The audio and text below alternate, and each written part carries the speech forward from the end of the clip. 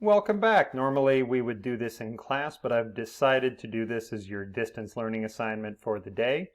At the end of this presentation, you're going to take a quick snapshot of these notes and you will have the ability to upload them so that I can see you've actually completed the assignment. For those of you that did not have your notes with you, if you recall, I did tell many times in each period, put these notes in your binder, do not lose them. But if you did lose them, you have a couple of options. One, you can print the ones that are also attached to this assignment. Those are blank.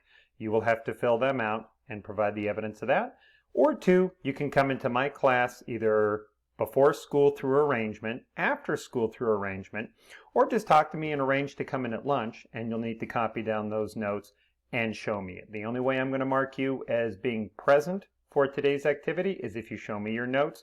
This is a classwork activity, a distance learning assignment, so please make sure to keep your grade up. All you have to do is fill out the notes. This is more of a recap. This is not on your notes, but I did want to tie in all of the previous notes we've taken into one neat little package. So if you recall, the colonists wanted the western lands that we had just won in the French and Indian War. The British said no to protect Native Americans and to stop any future conflicts. The British were also very concerned because they were broke after the French and Indian War, and they needed a way to raise money, so they began passing taxes like the Stamp Act, the Tea Act. All it did is anger the colonists. And the colonists were not just angry, they began to protest, they began to oppose British efforts in order to put some control over them, and that only made the British more angry. The British, of course, then responded with tougher and tougher measures, things like the Quartering Act, the Intolerable Acts, which only pushed the colonists closer to revolution and further away from British control. Starting in 1775, there's open combat between the colonial militias and the English army, and by 1776, the Declaration of Independence has been issued, and the colonists are now fighting for a new nation. The colonies do not have it easy. They've got very few weapons, not a lot of money, and only 40% out of everyone in the colonies actually want independence. Now, the British have some advantages. They are the most powerful empire on Earth, but they've got a huge military, but only 40% support in the colonies, and just barely a majority of support back home in England. So this is a dicey proposition for them as well. Now, from this point on, we're going to pick up with the notes and the note taker that you have that I provided to you over a week ago. And let's start with the Continental Army. Now, George Washington was chosen to command the Continental Army for one simple reason. He's a Southerner. The idea here not only is that he has military experience, but this is going to support the southern states into getting into this revolution. They're going to be more interested because one of their own will be in command of the army. And in many ways it does work. We know that the army itself was made up of all economic classes of people. It unofficially included women. Our second week of school, we read something on Deborah Sampson, but we also read in our assignment last week how women throughout the war served the Continental Army. But there is a high rate of desertion, and desertion is when soldiers run away from the army. A lot of them wanted to return back in order to farm their fields back at home. Some of them grew tired of this revolution. Some of them were convinced by the British just to leave because the colonists had no chance. And so when we think of the three phases of the war, the first part, phase one, New England and Canada, we've already covered in our previous notes. That would be the Battle of Bunker Hill, the Battle of Lexington. Now we're getting into the Mid-Atlantic region, and this is more of the British trying to hold on to the important areas of Pennsylvania and New York. And then eventually we'll transition to the South and the end of the Revolution. Now, our colonial militias, in addition to that Continental Army, are going to use guerrilla warfare. This is something they were very familiar with. Native Americans used these similar attacks, hiding behind trees, hit-and-run raids against a stronger British army. Now, Americans really did not have the financial resources. They had very few weapons. They had inferior weapons to the British, and the British, of course, very well trained, very well disciplined. Because of this, the Continental Army and most of these militias will lose most of the battles that they have. Really, the only success they have in 1776, other than the beginning of the year when Boston was freed by Washington just simply putting some cannons on a hill, was when General Washington at the end of the year crossed the Delaware River and seized the town of Trenton that the German mercenaries had taken. And that gave hope to the cause and allowed the Continental Army to keep going. Otherwise, we believe it would have disbanded. About a year later, it becomes very clear that the Continental Army is going to need some hardcore training, so Valley Forge, Pennsylvania is where they head to. It's the winter camp for the Colonial Army. This is where intensive training improved the combat effectiveness of the soldiers.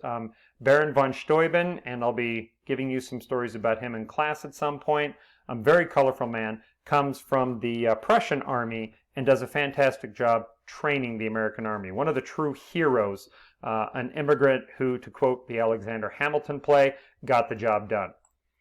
The first major colonial victory at Saratoga, that would be in the Middle Colonies, it proved to France, who so far had stayed out of this war, that the revolution could work. So France enters the war. Their idea is to weaken Britain.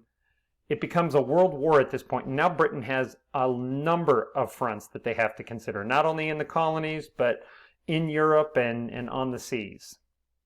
Now, Britain, when it comes to colonial combat, they continue to win most of the battles. But the war at home is becoming more unpopular. British business is suffering. They're not getting their colonial customers. British soldiers are dying, really for no real gains.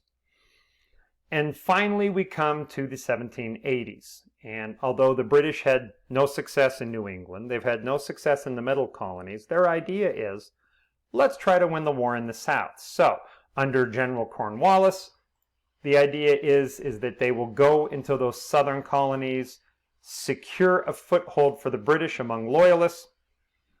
And what they find out there is there's small guerrilla warfare tactics, again from these militias, that prevent the British Army from kind of having a final victory. The Continental Army is always moving, always running. That was one of the geniuses of General Washington and some of his subordinate soldiers. They would not get into a huge battle unless they felt they had an advantage, which is going to happen in 1781. It's not a great map, but essentially on the coast of Virginia, the British Army needs food and supplies, so they head to the coast. The Continental and French forces are right behind them, and they arrive on the coast, waiting for the British ships, only to discover that just a day before, the British fleet was heavily attacked, defeated, and they retreated when the French arrived. And because the French Navy was able to prevent the British Army from escaping, because the Continental American forces, the French military, were behind them, they boxed the British in, and tens of thousands of soldiers eventually had to surrender. The Treaty of Paris would be signed a year and a half later. It was signed in 1783, and this officially ends the American Revolution and gives the American government its independence. Well, shocking to everyone, Washington resigned as commander. You have to think about in the past, every great dictator, every great leader always started as a general and then just kept power. Washington had read history. He did not want to go down that way, and so he resisted power, and it made him a political god in American history. Now, even though I said that the nation was independent, that's not entirely accurate. We actually have 13 nations. Each state is its own separate country, so they've got strong state governments, and they ensure that they're going to maintain this really weak national government that they can control. Many of the loyalists, the people who were wanting to remain with the British Empire, they quickly abandoned the American colonies. They moved to other British lands or to England directly. And the Americans are broke. We have borrowed an enormous amount of money, and although some European powers were able to give us supplies and equipment, we did have to borrow a lot of cash in order to make this war a success. We're going to cover more in our next unit as we transition to the formation of the American government and, of course, the Constitution. So once again, if you need to go back through this, pause in a certain section.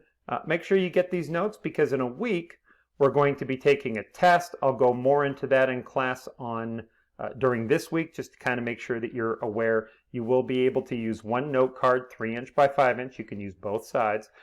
Write as much information as you have to. Make sure you're staying up on that study guide. If you have any questions, let me know. Otherwise, Thank you for getting this done. Don't forget to upload this evidence at the end of the presentation when you finished filling it out.